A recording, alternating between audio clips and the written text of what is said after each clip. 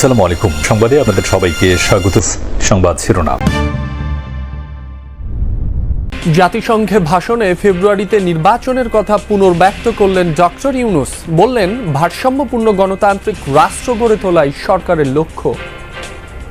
স্বচ্ছতা ও জবাবদিহিতা, আইনের শাসন নিশ্চিত করবার জন্য আমাদের নিরবচ্ছিন্নভাবে নাগরিক বান্ধব সংস্কার চালিয়ে যাচ্ছে। জাতিসংঘে প্রধান উপদেষ্টার বক্তব্য আন্তর্জাতিক সম্প্রদায়কে ঐক্যবদ্ধ বাংলাদেশের বার্তা, বললেন ফখরুল। স্বাগত জানিয়েছে জামায়াত, এনসিপিও। আমরা যারা রাজনৈতিক দলগুলো আছি, আমাদের কোনো রকমের সংশয় নেই। উই আর কনভিন্সড যে আপনার 24-এর আপনার ফেব্রুয়ারিতে নির্বাচন হবে। নির্বাচন ফেব্রুয়ারিতে করার ব্যাপারে তো কোনো আপত্তি নেই, কিন্তু তার আগে কিছু বিষয় আছে গুরুত্বপূর্ণ, যেগুলোকে সলভ করা দরকার। বিচারকে দৃশ্যমান করার যে উদ্যোগগুলো সরকার গ্রহণ করার প্রতি, সেগুলোকে পরিপূর্ণভাবে সমাপ্ত করা হয়, তাহলেই এটাকে আরো গোছানোভাবে নির্বাচনের দিকে যাওয়া সম্ভব হবে। সেপ্টেম্বরে বেড়েছে ডেঙ্গুর ভয়াবহতা। আক্রান্ত হয়ে দৈনিক 13,000 মানুষ চিকিৎসা নিয়েছে হাসপাতালে। 26 দিনে 66 জনের মৃত্যু। আগামী মাসে আরো অবনতির শঙ্কা। সুন্দরবন দাপিয়ে বেড়াচ্ছে অন্তত 20টি দস্যু দল। নিজেরাই তৈরি করছে অস্ত্র ও গুলি। অর্থনৈতিক দৈন্যদশার কারণে তৎপরতা বেড়েছে, দাবি কোস্টগার্ডের। পুরনো কিছু দস্যু নতুন করে আবার এই ধরনের কার্যক্রমে ফেরত আসছে, এবং হচ্ছে যেটা আপনাকে প্রথমে বললাম যে অর্থনৈতিক যে দৈন্যদশা, এইটা একটা দায়ী হতে পারে। আবারও ভোজ্য তেলের দাম বৃদ্ধির পায়তারা। বিশ্ববাজারের সাথে সমন্বয় তাগিদ। কৃত্রিম সংকট তৈরি করে দর বাড়ানোর কৌশল ব্যবসায়ীদের। আগামী ফেব্রুয়ারিতে জাতীয় নির্বাচন অনুষ্ঠানের প্রস্তুতি চলছে বলে জানিয়েছেন প্রধান উপদেষ্টা ডক্টর মোহাম্মদ ইউনূস। এ লক্ষ্যে স্বচ্ছতা, জবাবদিহিতা ও আইনের শাসন নিশ্চিতে নাগরিক বান্ধব সংস্কার চালিয়ে যাচ্ছে সরকার। জাতিসংঘের সাধারণ পরিষদের অধিবেশনে দেয়া ভাষণে এমনটি জানান তিনি। ক্ষমতার ভারসাম্যপূর্ণ গণতান্ত্রিক রাষ্ট্র কাঠামো গড়ে তোলাই অন্তর্বর্তী সরকারের লক্ষ্য বলেও জানান তিনি। ফিলিস্তিনে ইসরায়েলি আগ্রাসন বন্ধ, রোহিঙ্গা সংকট, বাংলাদেশ থেকে বিদেশে অর্থ পাচার এবং জলবায়ু সংকটের মতো ইস্যুগুলোতেও কথা বলেন প্রধান উপদেষ্টা। জাতিসংঘের 80তম সাধারণ অধিবেশনে ভাষণ দিতে স্থানীয় সময় বেলা 11:30টার দিকে মঞ্চে ওঠেন প্রধান উপদেষ্টা ডক্টর মোহাম্মদ ইউনূস। বাংলাদেশ রয়েছে বলে আমাদের বাংলায় দেয়া বক্তব্যের শুরুতে বৈশ্বিক ও বাংলাদেশের রাজনৈতিক, সামাজিক ও অর্থনৈতিক সংকটের কথা তুলে ধরেন এই নোবেল জয়ী। যত অসম্ভবই মনে হোক না কেন, প্রধান উপদেষ্টা তার ভাষণে বলেন, আগামী বছরের ফেব্রুয়ারিতে জাতীয় নির্বাচন আয়োজনের প্রস্তুতি চলছে। জানান, স্বচ্ছতা, জবাবদিহিতা ও আইনের শাসন নিশ্চিত করতে নাগরিক বান্ধব সংস্কার প্রক্রিয়া ইতিমধ্যেই শেষের পথে। জনগণের ভোটে যে দলই ক্ষমতায় আসুক, সংস্কার বাস্তবায়নে কোনো বাধা থাকবে না বলে জানান তিনি। আপনারা জানেন যে আগামী বছরের ফেব্রুয়ারি মাসে আমরা জাতীয় নির্বাচন অনুষ্ঠানের প্রস্তুতি নিচ্ছি। পাশাপাশি স্বচ্ছতা ও জবাবদিহিতা, আইনের শাসন নিশ্চিত করবার জন্য আমাদের নিরবচ্ছিন্নভাবে নাগরিক বান্ধব সংস্কার চালিয়ে যাচ্ছে। ভাষণে জুলাই অভ্যুত্থান প্রসঙ্গ তুলে ধরেন প্রধান উপদেষ্টা। বলেন, গণ অভ্যুত্থান পরবর্তী বাংলাদেশের রূপান্তর পুরো বিশ্বের জানা উচিত। এই বছর আমরা জুলাই গণ অভ্যুত্থানের প্রথম বার্ষিকী পালন করেছি। যে অভ্যুত্থানে আমাদের তরুণ সমাজ স্বৈরাচারকে পরাভূত করেছিল, যার ফলে আমরা বৈষম্যমুক্ত, ন্যায় বিচার ভিত্তিক সমাজ বিনির্মাণের অভিযাত্রা নতুনভাবে শুরু করতে পেরেছি।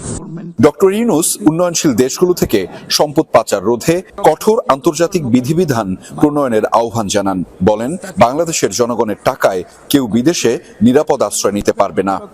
দেশের পাচার হওয়া অবৈধ সম্পদ পুনরুদ্ধার করা বর্তমানে আমাদের অন্যতম শীর্ষ অগ্রাধিকার। গত 15 বছরের দুর্নীতির মাধ্যমে শত শত কোটি ডলার অবৈধভাবে বিদেশে পাচার করা হয়েছে। আমরা নিরলসভাবে এই সম্পদ ফেরত আনার চেষ্টা করছি। রোহিঙ্গা সংকট প্রসঙ্গে ডক্টর ইউনূস উদ্বেগ জানিয়ে বলেন, এই ইস্যুতে এখনো কোনো সমাধান দৃশ্যমান নয়। রাখাইনে স্থিতিশীলতা আনার যে কোনো উদ্যোগে সহযোগিতা দিতে বাংলাদেশ প্রস্তুত বলেও জানান তিনি। 8 বছর পার হয়ে গেল, রোহিঙ্গা সংকটের কোনো সমাধান হলো না। উপরন্তু বাংলাদেশ প্রতিনিয়তই মায়ানমার থেকে আগত রোহিঙ্গাদের আশ্রয় দিয়ে চলেছে। স্পষ্টতই সাংস্কৃতিক পরিচয়ভিত্তিক রাজনীতির কারণে রোহিঙ্গাদের উপর অধিকার বঞ্চনা ও নির্যাতন রাখাইনে অব্যাহত রয়েছে। প্রধান উপদেষ্টার ভাষণে উঠে আসে ফিলিস্তিনে চালানো ইসরায়েলি আগ্রাসনের ইস্যুটিও। বলেন, ফিলিস্তিনের শান্তি প্রতিষ্ঠায় দ্বিরাষ্ট্রভিত্তিক সমাধান জরুরি। গাজায় শিশুরা না খেয়ে অকাল মৃত্যুবরণ করছে, বেসামরিক জনগোষ্ঠীকে নির্বিচারে হত্যা করছে, হাসপাতাল স্কুল সহ একটা গোটা জনপদ নিশ্চিহ্ন করে দিচ্ছে। জাতিসংঘের স্বাধীন তদন্ত কমিশনের সাথে আমরাও একমত যে আমাদের চোখের সামনেই একটি নির্বিচার গণহত্যা সংঘটিত হচ্ছে।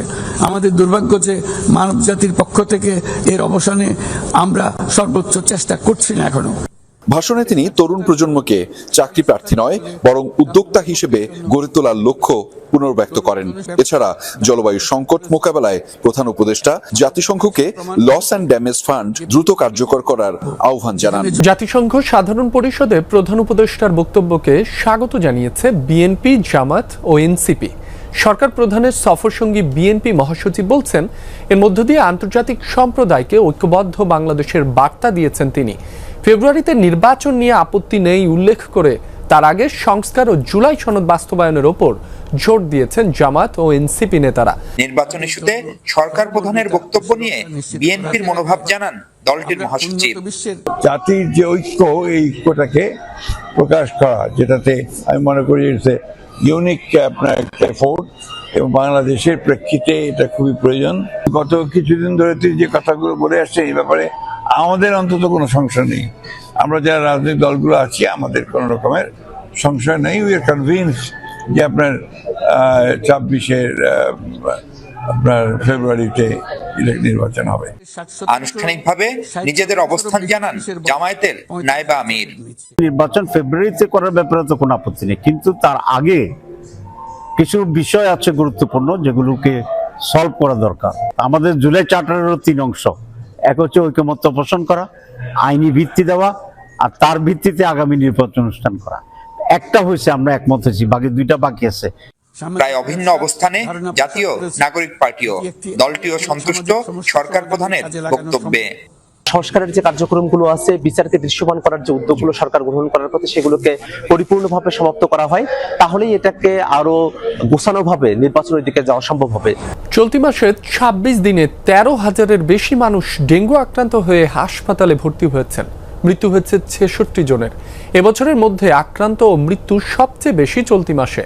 আগামী মাসে ডেঙ্গু পরিস্থিতি আরও অবনতির আশঙ্কা করছেন কীটতত্ত্ববিদরা। তীব্র জ্বর, সঙ্গে আরও নানা উপসর্গ। নরসিংদী থেকে শুক্রবার রাজধানীর ডিএনসিসি হাসপাতালে এসেছেন শাহাদাত হোসেন। ডেঙ্গু সন্দেহে তাকে ভর্তির পরামর্শ দিলেন চিকিৎসক। ছুটির দিনেও জরুরি বিভাগে রোগীর ভিড়। এর মধ্যে ডেঙ্গুর উপসর্গ নিয়ে আসা রোগীর সংখ্যা কম নয়।